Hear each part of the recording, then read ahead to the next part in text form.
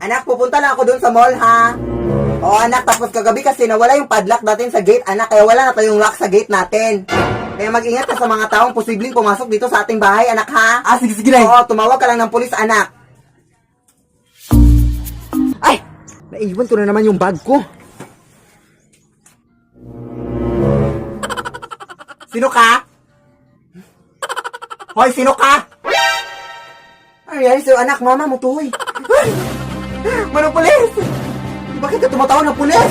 Tulungan mo ka dito sa bahay, please! Yung mama mo to! Naiwan ko lang yung bag ko. May nakapasok dito sa akin! Ma'am, sa presinto ka na pumapaliwanag. Yan po siya! Kuya, nakalutaw! Na hindi talaga nasa mo yung nanay ko. Pero kung ikaw yung totoong nanay ko, wait lang. O di ba, wig lang, totoong buhok yung sa nanay ko. Kunin nyo na yan. Anak!